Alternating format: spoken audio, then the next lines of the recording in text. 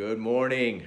Hope everyone's enjoying the start of their day. Wanted to get practical today. I've been talking about this idea of taxing yourself religiously, taking a percentage of each paycheck and making it your investable income, using dollar cost averaging, things like that, different asset classes.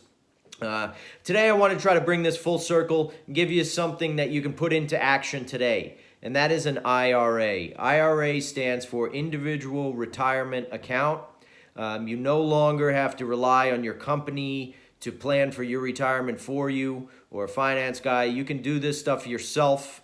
You can empower yourself. There's E-Trade, Fidelity, Ameritrade, Schwab. There's so many online brokerage houses that are very cheap. They make it very easy to set this stuff up. So I just wanted to talk about two different types of IRAs that you should consider when you're setting this stuff up and what the differences are.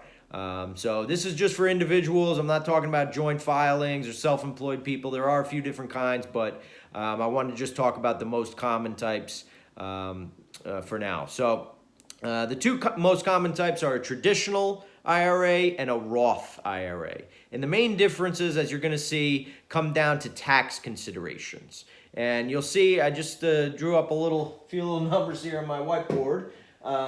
But for a traditional IRA, right, for both of them actually, the number that you're going to want to keep in mind is this 5,500 number.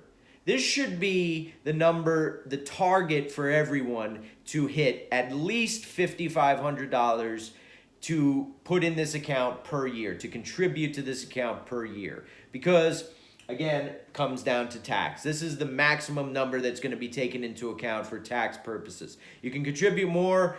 Some people may not be able to reach the 5,500 level. That's perfectly fine, but that should be your target. So with the traditional IRA, you pay the taxes later, which means you get the 5,500, you get to deduct it now from your taxable income.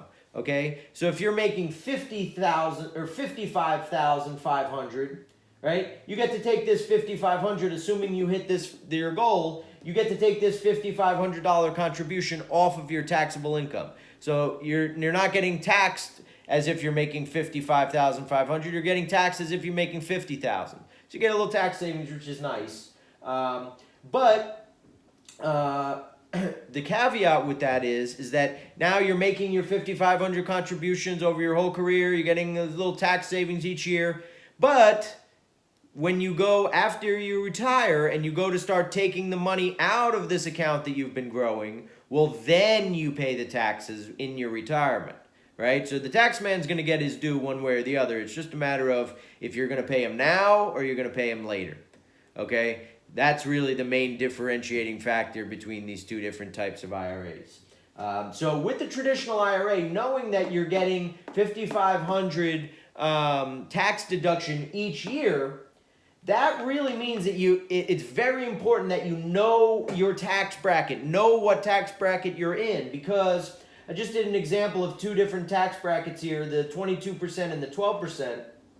So and the income ranges, this is the income range. If you're making between 38,701 all the way up to 82,500, well, then you're going to be taxed at 22%, okay? But if you're making the next rung down on the ladder, if you're making 38,700 all the way down to 9,256, well, then you're only taxed at 12%, okay? So the reason this is important is because if you're making anywhere around, let's say you're making 40,000, right? Now you get this 5,500 deduction. Well, that's going to put you below this number. And now not only are you getting your taxable income decreased, but you're getting a 10% tax rate decrease as well. So if you're anywhere around these border numbers, that kind of already makes a decision for you. Because with a Roth IRA, you still want to aim for the 5,500 number, but you're not able to deduct that each year. Okay, so if you're making the same 55,500 and you hit the full 5,500 contribution, well, you're still getting taxed as if you made 55,500. You're getting taxed at your full income. The good part of the Roth IRA is that when you go to take the money out far down the road when you're retired, well, then you get to take it out tax-free. Okay, the tax man has already essentially been paid over your career. So once you're taking it out in retirement, it's tax-free. Okay? So unless, again, you're around one of these border numbers, the main difference is, are you going to pay the taxes now each year, or are you going to pay them later when you're in retirement? So what that equates to, long story short, is you have to ask yourself, do you think taxes are going to be lower now, or do you think they're going to be lower 30 or 40 years from now when you're retired? Right? That's the real question. It's a tough question to answer, but that's the real question. Because if you think taxes are lower now, you might as well go with the Roth IRA and pay the lower tax rate, and then you get the tax-free, right? But if you think taxes are going to be lower later in life, well, then you might as well go with the traditional IRA and, pay that lower tax rate when you start taking that money out of your account. So I guess I'll leave that as the question for you guys. What do you think? Do you think taxes are going to be lower now, today, or do you think they're going to be lower decades into the future? Like I said, tough question to ask, but I'll leave you with that one. Hope that shed some light. Have a great day.